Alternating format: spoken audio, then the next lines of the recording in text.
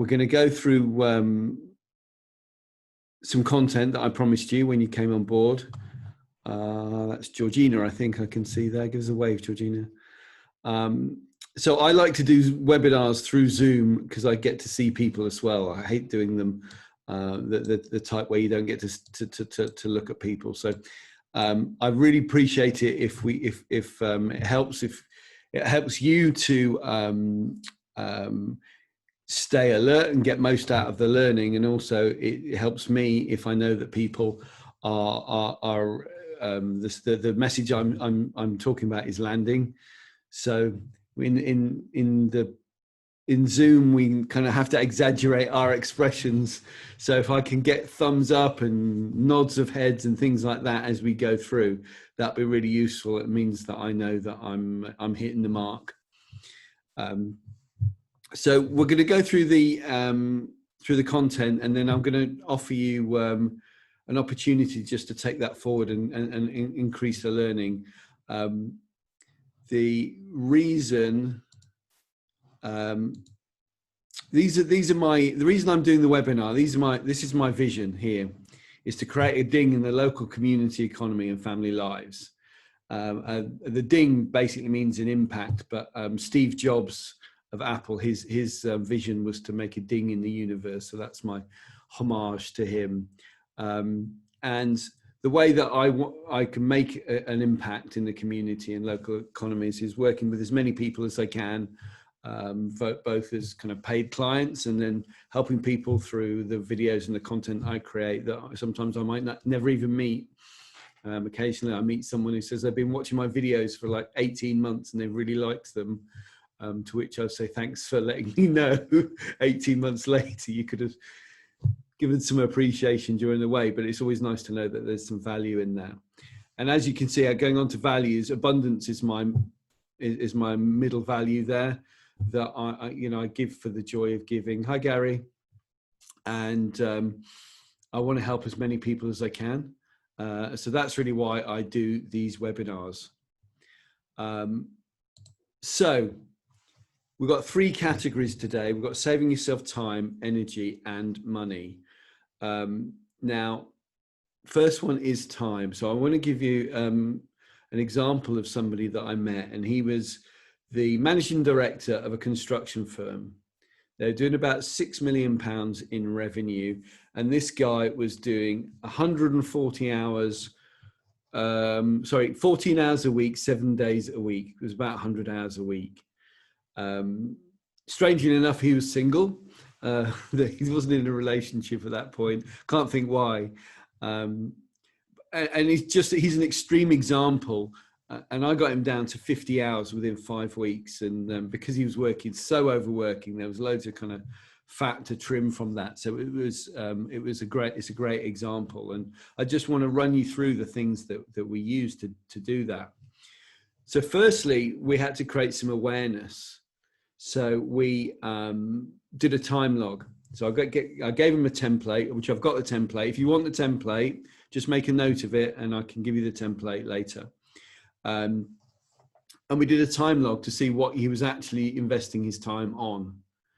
Because quite often, if we're not careful, we go running through the day without much level of awareness and of what we're doing. We're reacting to what's going on around us, and we feel that we have to deal with this and we have to deal with that. And once we'd done the time log, there was firstly there was a bit of a gasp, but he was quite shocked at what he was really spending time on. And then the next question was,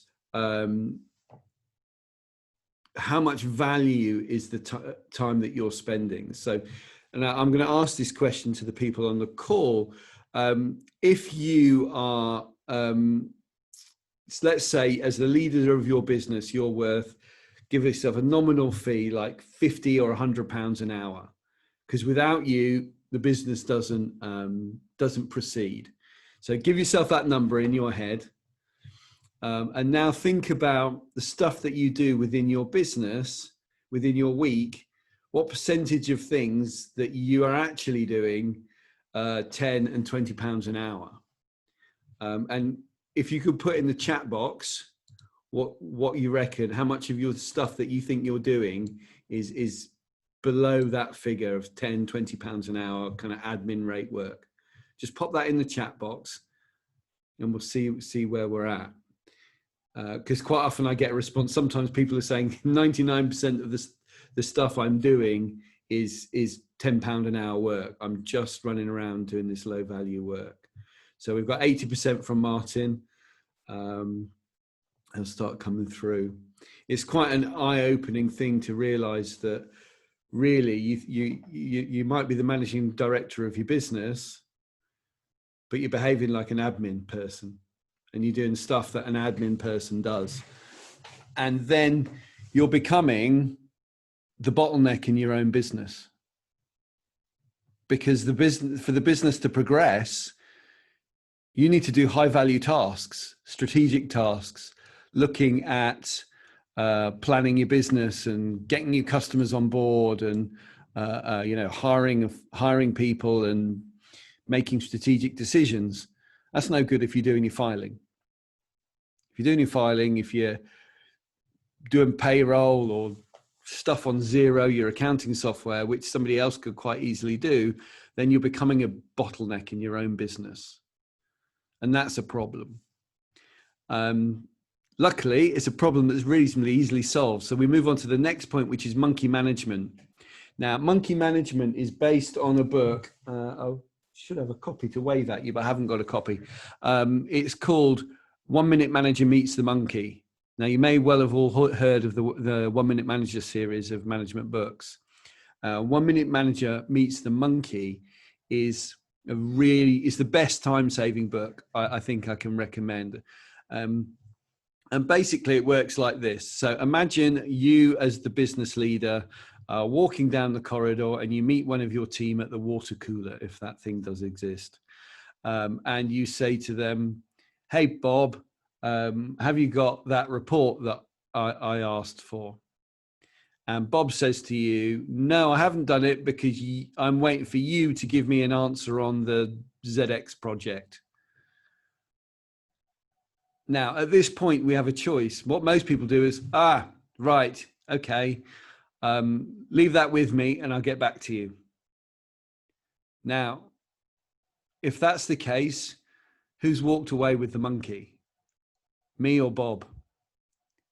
And it's us. We've walked away with the monkey. We've kept the monkey because the next action's on us. We've kept it in ourselves. It's like, it's me, I'm going to do it. And so really it's about learning to keep your employees with the monkey and not take them in, which, as a business leader, it's a natural response to keep stuff in. But what I could have said to Bob at that point would have been, yes, we do need to make a decision on the ZX project. So you come to me at 2:00 tomorrow afternoon, spend 20 minutes doing a pros and cons of should we or shouldn't we take on this project, and then come to my office and we'll work out a decision. Now the monkey's on their back. And I speak to a lot of business owners who carry a lot of monkeys. And the reason they carry monkeys is because in some way they have superhero syndrome, or they're giving into instant gratification. So superhero syndrome is you come into work with the pants on the outside of your tights and your cape on, and you're there going, I'll fix it, leave it with me. And another client I worked with that did a time log, he was a sales director, realized that he was spending 8% of his time on sales and marketing. He was a sales director. And over 50% of his working week was being a superhero. The stuff that he sold was quite technical. And he had trained people to not think. He trained them not to look for solutions because he would fix everything. So whenever they had a problem with a piece of equipment, he actually had a little office catchphrase, which was, I'll sort it, I'll sort it, I'll sort it. And the thing is, this chap, he was a lovely guy, but he had superhero syndrome and he was being nice to everyone. But the challenge there is that he was By being nice to everybody, he's robbing them of the opportunity to learn. They can't learn if he's doing everything for them. It's called learned helplessness. He's training them not to think because he's being a superhero. And the reason he's being a superhero is because he's actually giving into the force of his instant gratification. Give me a nod or a wave if you've heard about the experiment they did with kids with the 2 marshmallows.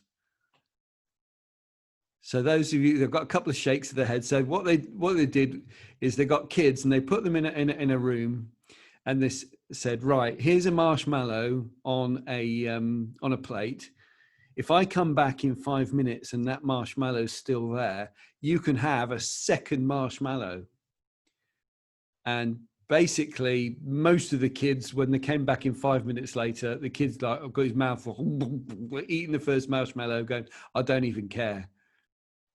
And the research showed that the ones, even at that young age, that were able to delay their gratification, become super successful later on in life. Because people who become really, really wealthy have delayed their gratification in some ways. Either they've been fiscally, they've cautious, so they've not spent money on shoes and cars and shiny things, or they're able to feel the pain of discipline now, so they don't feel the pain of regret later. So the different types of instant gratification. Just put in the chat box, what kind of instant gratification do you think people will give into that will make them less productive and waste their time? What kind of instant gratification would that be?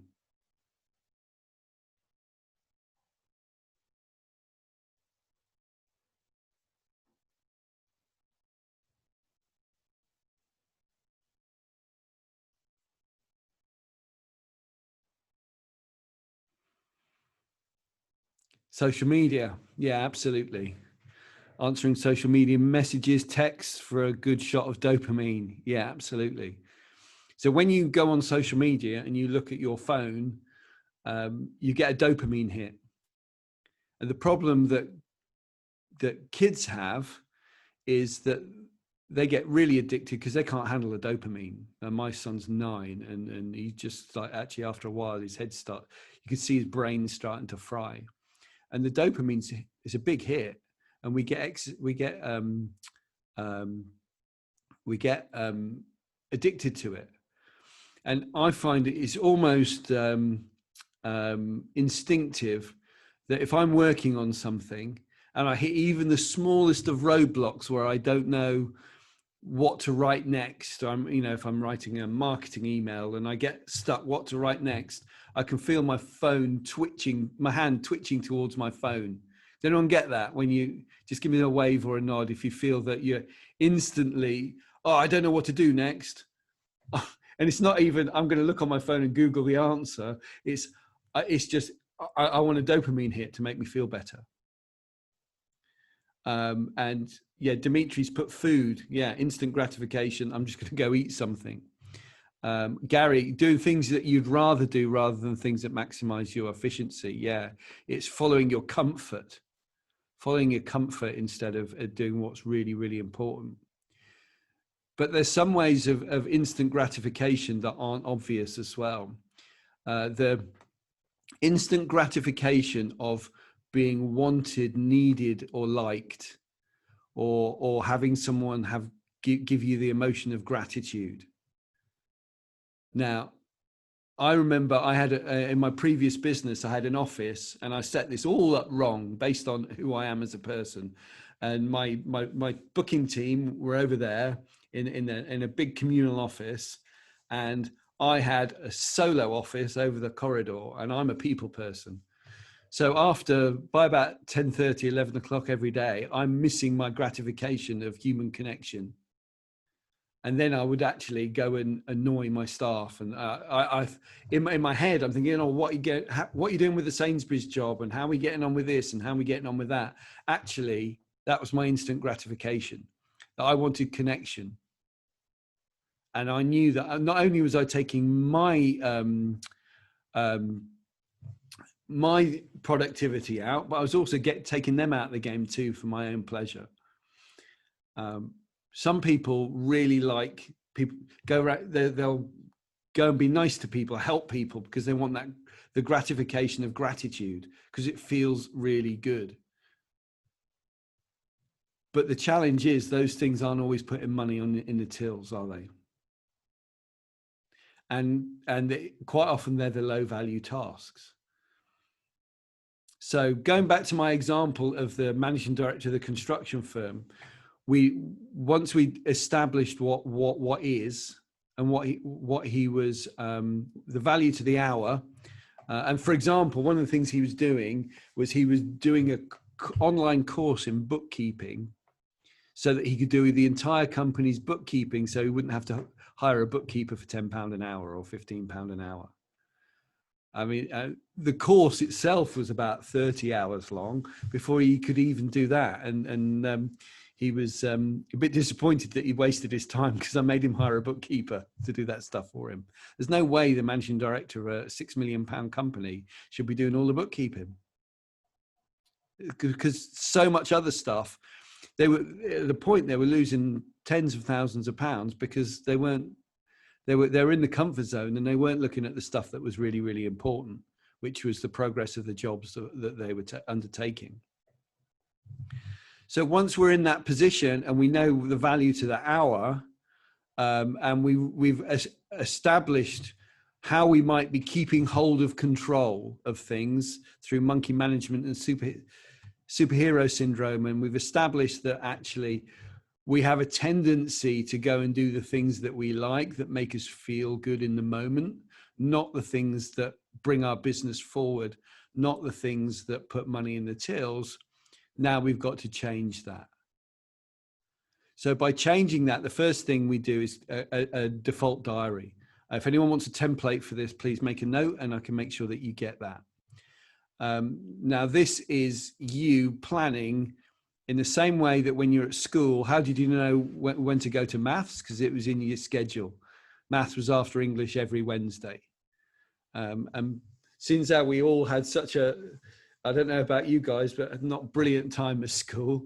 We don't want to be doing, we naturally do the opposite of what happened in those times. But having that schedule of going, right, this time on a certain day, I'm always going to do my emails. This time on a certain day, I'm always going to check last week's figures. This time I'm going to make my sales calls, and structuring your week. And that way you're in advance, you're deciding what to do with logic. Because if you decide in advance what to do, you'll use your logical brain. If you decide in the moment what to do, you'll use your emotional brain. You'll do what you feel like doing, not what's really, really important. So it's as best as you can to take those emotions out, have a plan for what you're going to do during your week. And one of the most important things, if we're going to be really structured with our time, is we need to know where we're taking the business. If you don't have a plan for where your business wants to be in the next 5 years, then you're already there. So I have a system of structuring plans from 3-year plans down to 1-year plans, and then down to 90-day plans, quarterly plans. And from that, you can create a weekly plan. And that way you can structure your week, and you can know that what the things that you're going to do to move forward at a fast pace and do the things that are really important. Because I know, from my experience, if you go into the office or sit at your desk and you haven't got a plan of where you're going to do, you're just going to do the things that you feel comfortable doing, that you like doing. And almost certainly those aren't the most important things. Would you all agree that the things that we like doing the most aren't the most important things, generally speaking? Yeah. And those are the things that we really need to push through to move forward. So having that direction in place. And if you want to have a further conversation about vision and direction, make a note of that and we can cover that later on. So now saving ourselves time, that was saving ourselves time. Now we're going to move on to saving ourselves energy. So the second example of a client that I'm working with is this guy is the operations director of a business. They are nearly achieving 10 times their expected goals at the moment. Their industry is absolutely just gone through the roof. They've got orders coming in left, right, and the center. They're not having to do any marketing to do that. Poor them, eh? You feel like you got your violin out for them. That sounds awful, but it's a quality problem to have. And of course, they want to absolutely maximize it because the situation they're in is only a certain amount of time before, whilst this particular industry is going to be riding this boom. So what we had to do is be able to manage an expanding team whilst reducing the amount of time spending managing. Give me a wave if you've got a team of more than 5 people working for you. Okay, so we're all working with fairly small teams. So you might have, if you've got a small team of sort of 5 people and you're working in an office, it's quite often that when I go to people's offices, the conversations via WhatsApp, email, phone calls, texts, they seem to just fly around at random. It looks like the sort of laser bolts flying around in a Star Wars movie. They're just coming at everybody from all directions. And that is really takes up a lot of energy and a lot of time, and doesn't fit into the structure that we talked about in time. So what I suggest that people do is create a system for those communications so that you can get the most out of your team and you can control the conversations that you're having. So that management system consists of 5 things. So the first thing is at the end of every day, every person that's your direct report will do a daily list of the stuff that they're going to do tomorrow. If anyone wants templates for this, I have them, so make a note and we can make sure that you get those. Now, the management first step of the management system is daily lists at the end of the day. The reason we do it at the end of the day and not at the start of the next day is firstly to remove that emotional state of what I feel like doing today. Secondly, it's so that I know I can leave my work at home. I feel complete for the day and I can go home and be present with my family and be present in my evenings, that I'm not worrying that I've forgotten something. And thirdly, it's because my subconscious will work on those problems overnight and whilst I'm asleep, so that when I sit down at my desk the next day, my brain will have been working on that going forward. So that is a great way for people to be really focused on what they're going to do. I've got a couple of different templates for that kind of thing. So if you want them, make a note and let me know. So step 2 is on a Friday, they do a weekly plan of everything that they are going to do the following week. So again, they're structured on it. And if you've got a 90-day plan, a quarterly plan, that's where that'll come from. They'll just look at their 90-day plan and go, right, okay, I can plan that in. I'm going to do that on Tuesday. I'm going to do that on Wednesday. So step 4 is to step 3. Missed out step 3. A couple of confused faces there. Step 3 is on a Monday, you have a work in progress meeting. Now, when you first start these off, it'll take a little more time, but with practice, you'll get them quicker and quicker. And basically, what you'll do is sit around with your direct reports and their weekly plans and go, okay, on Tuesday, Martin is going to do this task and he's going to need Angela to coordinate with him. So let's make sure that that happens in advance. So you're just planning your week together, what work in progress. And then step 4 is a one-to-one meeting on a Thursday, ideally. Now, the reason it's Thursday is because you've progressed mostly through the week, but you've still got time to recover it if you've not achieved all your stuff in that week. And the agenda for the meeting, it's called a Lion meeting, Lion. That's the agenda for the meeting. L stands for last week. What happened last week? Did you achieve your targets? Did you do everything you meant to do? Your chance to feed back anything that you want to feed back to them, their chance to let you know what they're struggling on. I stands for issues. What issues have you got that are a problem for you right now, that are going to get in the way of you further implementing your stuff? O is opportunities. What opportunities have you got to make the business more effective, profitable, fun, easy to work in? And I would make a rule that I would never allow someone to come into their line meeting without at least one opportunity, no matter how big nor small. Even if it was as much as small as, I've realized that if we put the paper clips over here rather than over there, it stops us walking across the office to have to pick them up.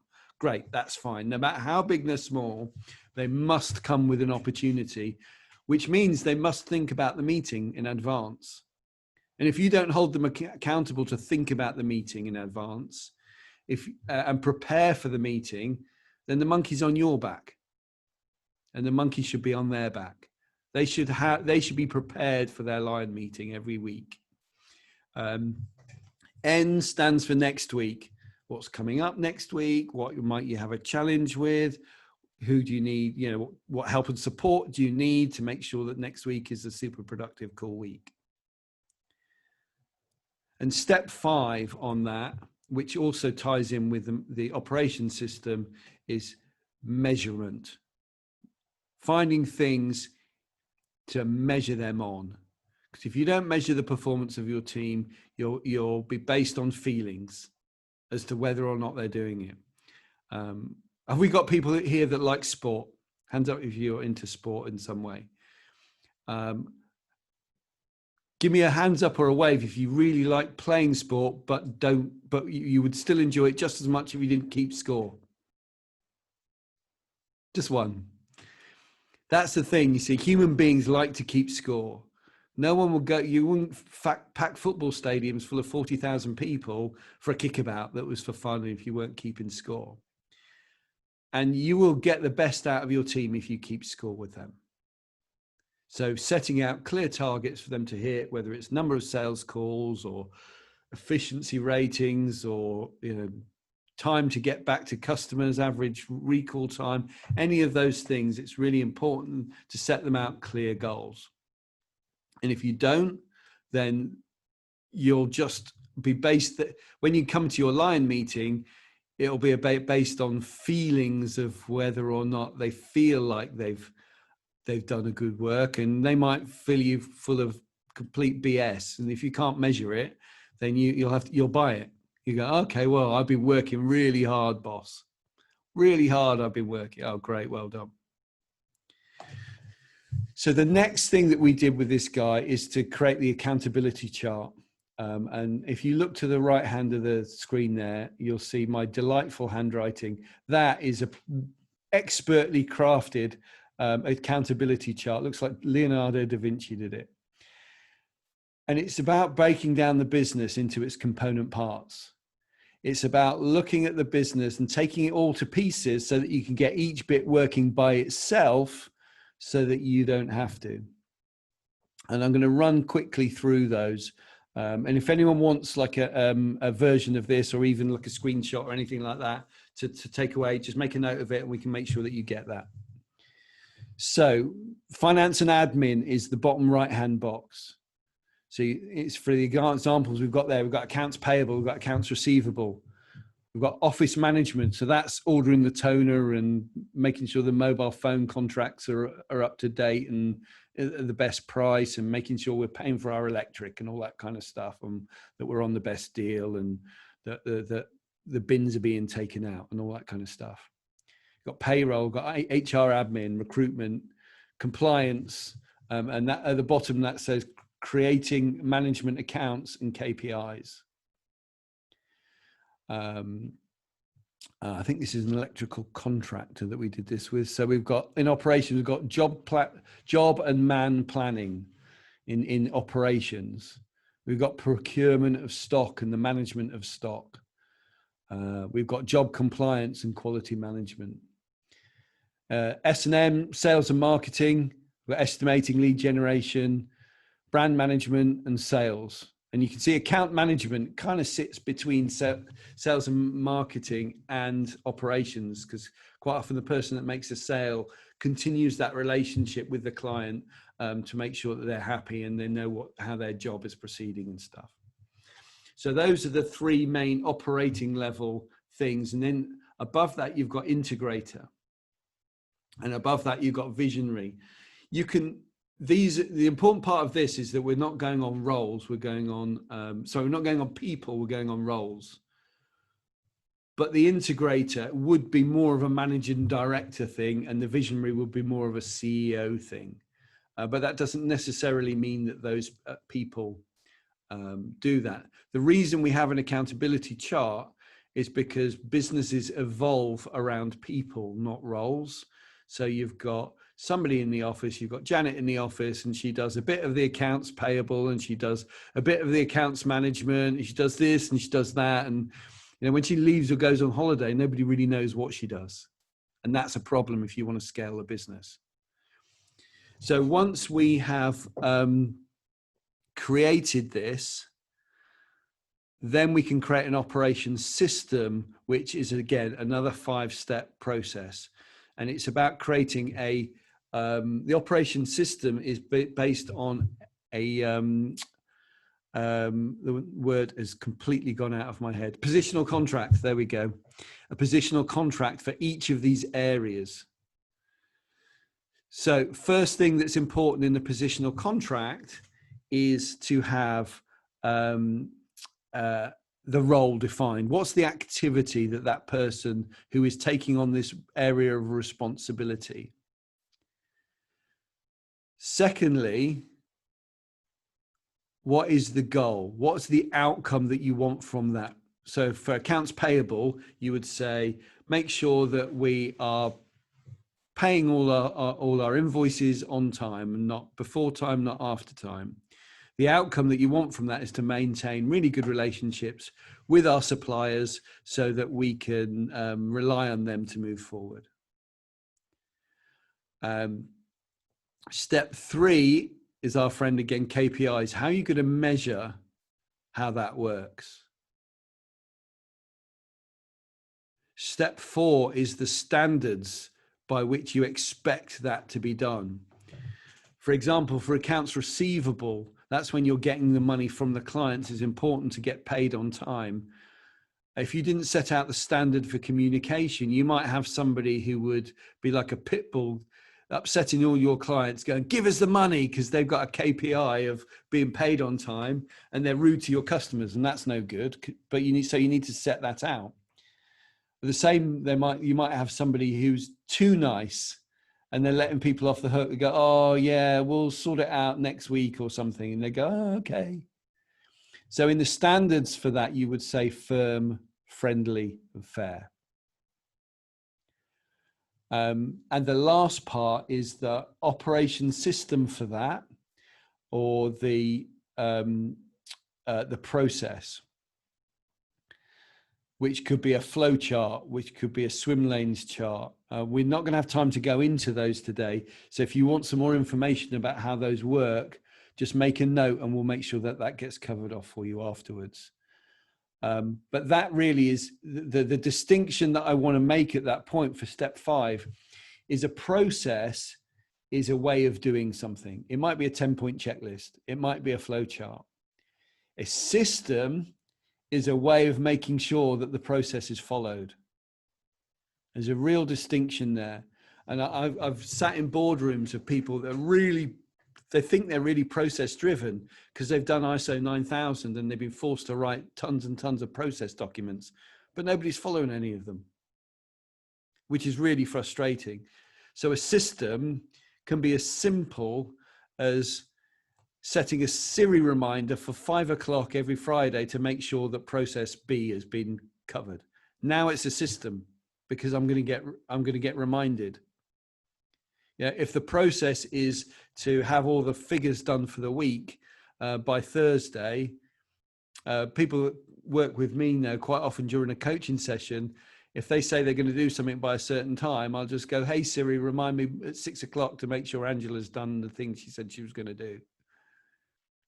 And now it's a system. I can forget all about it because it's infallible. Because my phone will remind me, and I'll go, oh, I've either got that or I haven't. Of course, there's more sophisticated systems that we can put in place, but that's the most basic. It's just setting reminders to make sure things have been done, so that the process has been followed. Or the part of the system might be a weekly meeting to go through all the projects to make sure that they are ticking all the boxes along the way. Now, once all that's in place, and by the way, this is a chunk of work.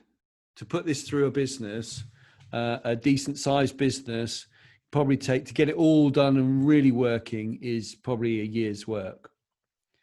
But when we get started, you get results like within a month. Because the reason this is about saving energy, in the example of the guy I was talking about, if we hadn't done this process, if we hadn't gone through this, he would be just chasing his tail the entire time. And he's got 2 young girls. He wanted to spend time with them too. He would have been absolutely chasing his tail. And we've got this in. Admittedly, it's a bit rough and ready at the moment because he's riding the wild stallion of a super growing business at the moment, and it will improve over time. But the system is in place, which means he's got clarity. And if you've got clarity and people understand what they're supposed to do, and you've got a way of making sure that they've done it, and you've got a way of seeing how well they've done it, now you can save yourself energy, and you've done it in a timely fashion. Does that make sense to everyone? It's a bit of a whistle-stop tour that was through an awful lot of stuff. So I'm going to offer you the opportunity later, so you'll be able to get further clarification if you need to. So next one, and I spent so long on that, my mouse has gone to sleep. Hang on, wake up, mouse. So saving yourself money. So the example was a client, I think it was a business, somewhere about £1.5 to £2 million. Within 6 months, we'd saved him 91,000 off his bottom line without any extra, so that's 91,000 of extra profit without any extra sales. And there's 3 main areas that we went through. Firstly, salaries and performance. We started measuring the performance of the people in his team and the actual delivery. And it was really quite interesting that the good ones like being measured and the bad ones don't. When you start putting measurements into performance measurements into a team, some people go, oh, that seems all right. I've got something to aim for. Brilliant. Or other people go, why are you micromanaging me? We don't need to do this. And when you get that, that's big red flag for me. If somebody doesn't want to keep score, they're hiding something.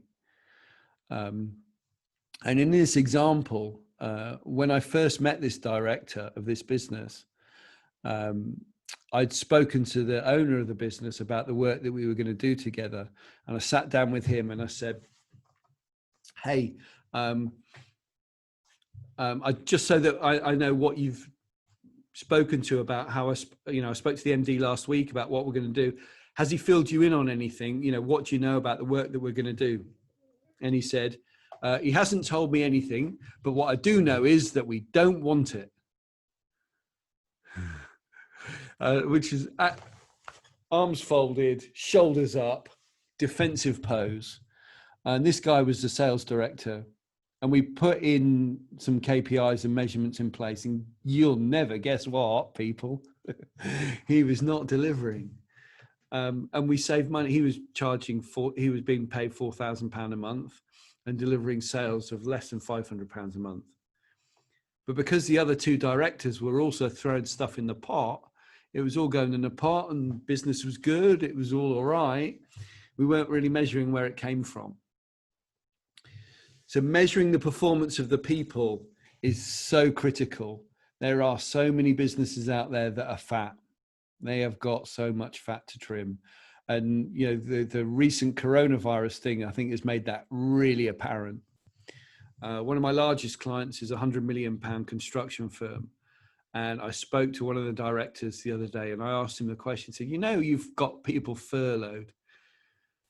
Have you been thinking, why do we miss those? You know, why do we even have those people? What do they even do? He said, yeah, we've got a list of about 6 people, and we don't even really understand what why we've got them and what the value is. And interestingly, they're the ones that seem the busiest. Now, I would not let the client then just blame the team member for that, because it means the system's not set up around them properly to measure their performance and be clear. And if people aren't really clear on what they need to do, they're going to act busy to prove their worth. And that's absolutely natural. I wouldn't judge a person for doing that. But if they're not really getting performance out of those people, then unfortunately they either need to make them redundant, which is happening in a lot of cases now, or they need to get some performance out of people. And there is so much fat in businesses that can be made. And how many businesses out there right now that are coping just as well with less? Absolutely. I've seen businesses cope with twice as much with the same amount of staff, or just the same with half the amount of staff, because there's not enough pressure on people. You know, years and years ago, I used to work in bars and nightclubs. And when we do it, I used to do new openings. So we'd spend a load of fun time training all the team and getting them all ready. And on an opening night, there'd be about 16 behind the bar, 14 glass collectors, 2 people cleaning the toilets, 8 people glass collecting. There's so many people. And over a period of time, we just reduce it and reduce it and reduce it. And every time those people go, oh, we can't cope, we're short-staffed, you take another member of staff off and they manage. And the amount that you could cut was unbelievable, because people would innovate, because they'd have to. Suddenly they'd realize that, hang on a minute, the wine's up that end of the bar and the wine glasses are up the other end of the bar, and I sell about 20 glasses of wine a night. That's 5 minutes. And when you've got the motivation of angry drunks waving £20 notes under your nose and shouting at you, that gives you enough pressure to change. And I don't believe that in a lot of workplaces we put people under enough pressure. And when I say pressure, I don't mean stress. Stress is negative. Pressure is good. People who say they like stress, that they don't mean it. What they mean is that they like pressure. I don't believe in a lot of our workplaces we put good, positive pressure built with the mixture of strong targets and support. And putting those two together, that you can make the business way more efficient. So that's how you can save loads of money, by doing more with less. So the next one is what I call hard efficiency. Now, hard efficiency is the simple mechanics of what I buy and what I sell. And it's really quite simple. I want to pay as little as much and get as much as I can. So I will always look at a business's pricing. And more often than not, businesses are underpricing what they're doing. But we will find a way to buy for less. It's pretty simple. I've got some models around pricing models, and certainly around discounting, which is a real challenge. People don't realize that, for example, if you have a 20% net profit margin and you start discounting pieces of work by 10%, you're cutting your profit in half, which means you have to sell twice as much just to get the same amount of money. And people don't realize that when they're going, oh, it's only a little bit off the top. It's like half your profit. So understanding that is really, really important. And soft efficiency is around the efficiency of people. For example, if you are an electrical contractor and you do a quote for a client, and that you say, right, that's going to be 10 man hours to do that. It's going to take me 10 days to do that job. Well, if it's 11, what happens to your profit margin? What if it's 12? I worked with a client who their gross profit margin on the profit and loss account was not matching up with how they were pricing their jobs. And I was pretty sure it was in their soft efficiency. And the client was really resistant. No, our lads are working really hard, or lads are working really hard.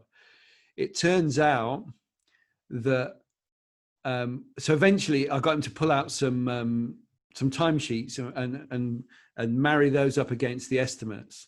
The first one that he pulled out, they had charged the customer for 3 days, and the job took 10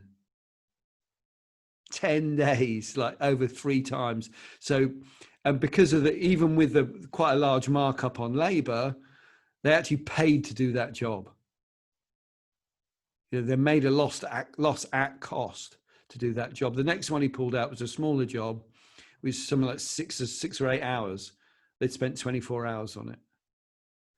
And then when they looked into it, it turned out that the guy who was planning the jobs, because he wasn't being held accountable to the commercial values of the jobs, if it was a 3-day job, he booked 4 days in just in case. And then, so the lads were told it's a 4-day job.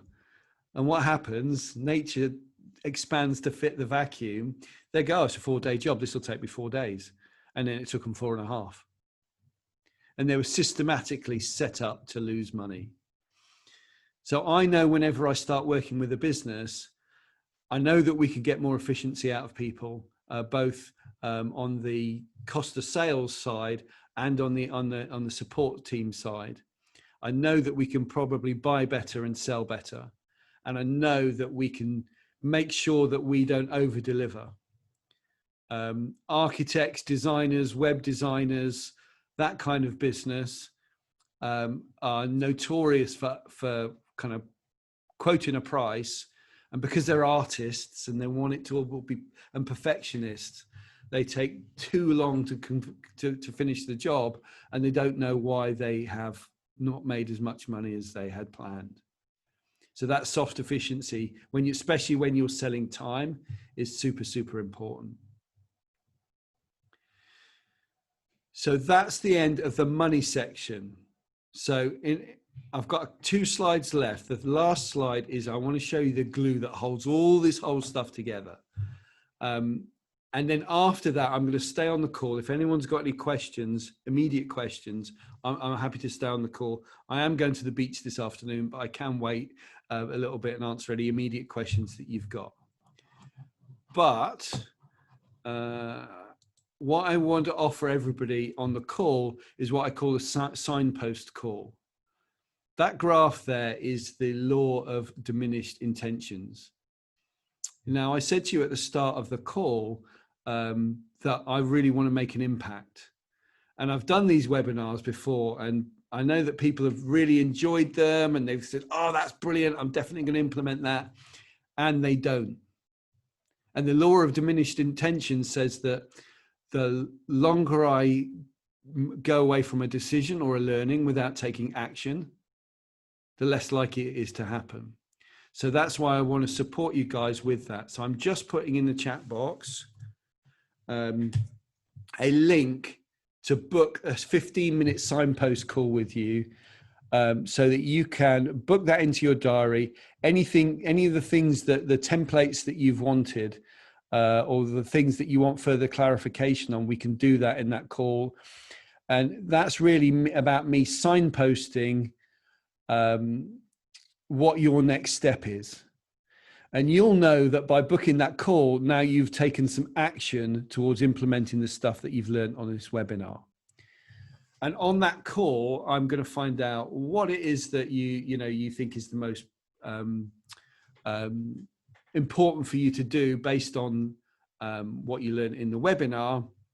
And I'm going to signpost you to maybe a book recommendation.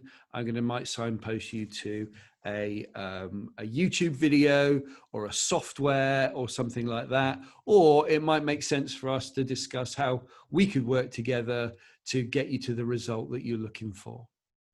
And that will all happen on that call.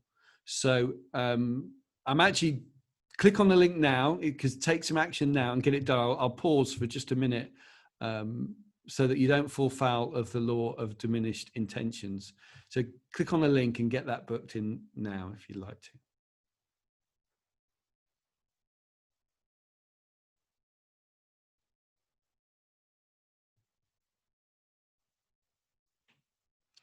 Give me a wave when you're done and then we'll move on.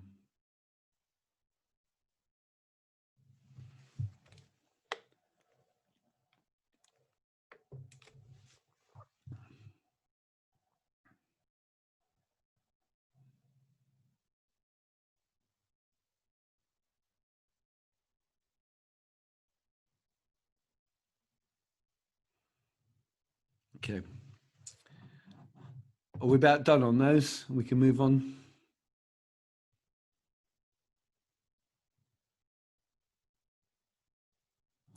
I can see some of those coming through.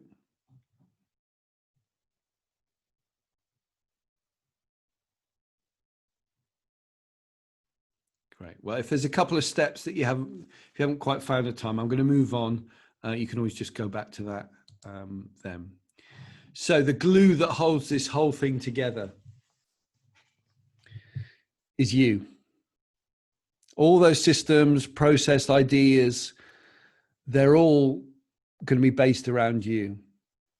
And first thing I will massively suggest to people is what I call horizontal and vertical development. Horizontal development is learning skills, doing things, learning how to, how different bits of software work, or learning, management skills and sales skills and things like that. But vertical development is learning how to be the person that you need to be in order to operate that stuff. And that's the juice that holds it all together. People do spend quite a lot of time learning things to do, but unless you actually work on the psychology of you, things don't happen. That's the turbo boost. Just give me a wave if there's some things that you know how to do and for some reason you just don't do them. Yeah, 100% of the people on the call. So knowing how to do stuff isn't always, it's better than not knowing how to do stuff. That's definitely for sure. But it's really important that you understand the psychology. Why aren't I doing that? I know that that is right for me. I know that that is going to make my business better, and I'm not doing it. So investigating why that is and becoming that version of you that steps up to the mark and does those things, that is going to be really important. So the next thing is where it says the fish stinks from the head down, which is a little unsanitary. But I have quite often conversations with people and they'll say, oh, do you know what? My team, yeah, what you just said, Jeff, that is so right. My team don't do that. And sometimes I get hired or people try and hire me to sort that lot out. And when I was more inexperienced as a coach, I'll go, oh, all right, no problem. I'll go and sort them all out. But imagine being a school teacher and you've got a kid who's kind of got behavioral problems and you really, really work hard on that kid and you get little glimmers of hope and stuff and you're a passionate teacher and you can see that the kid's starting to get it. But then every day that kid goes home and the parents go, oh, you little bugger, and whacks them around the head and teaches them all sorts of horrible things again. It's never going to work. So I won't work with a team unless I'm working with the leader of that team.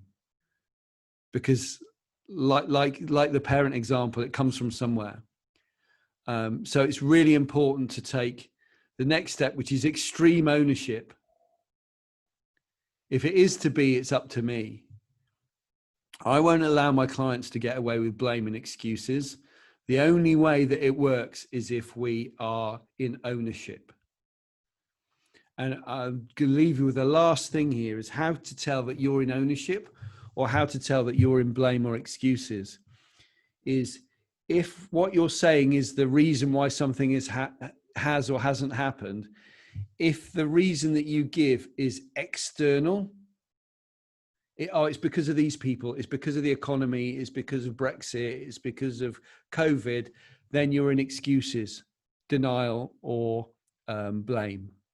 It's because my staff just don't get it. They're just stupid and they don't get it.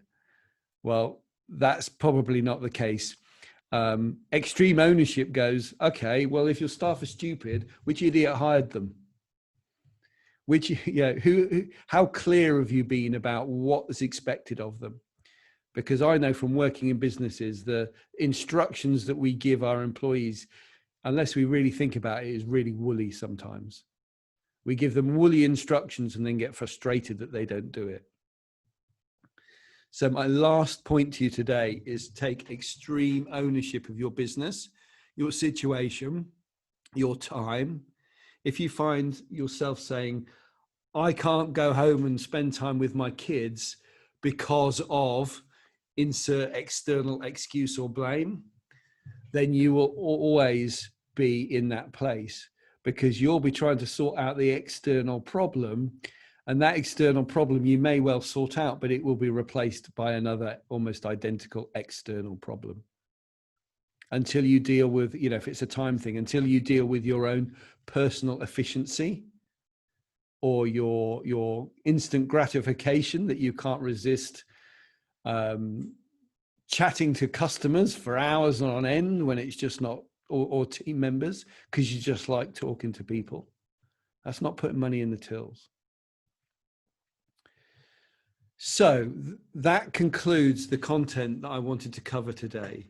I'm happy to stay here for a little while for any immediate questions.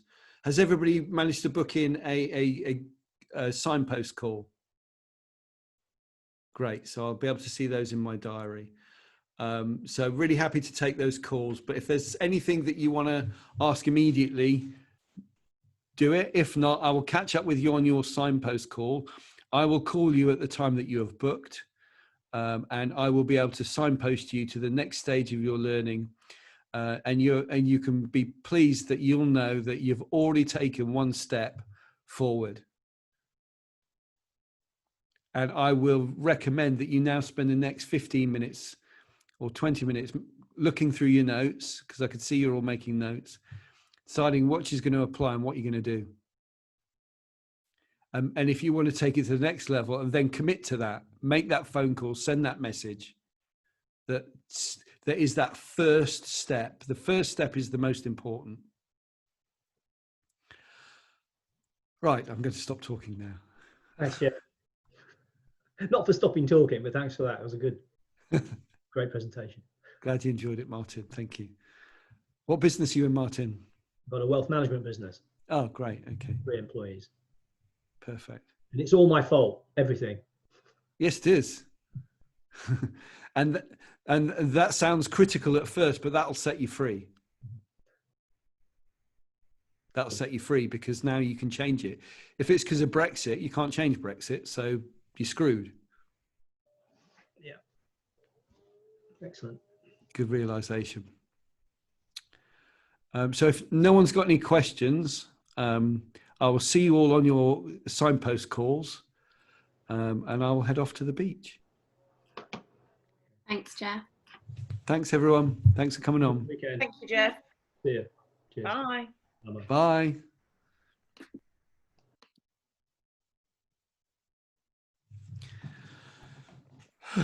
Ambridge.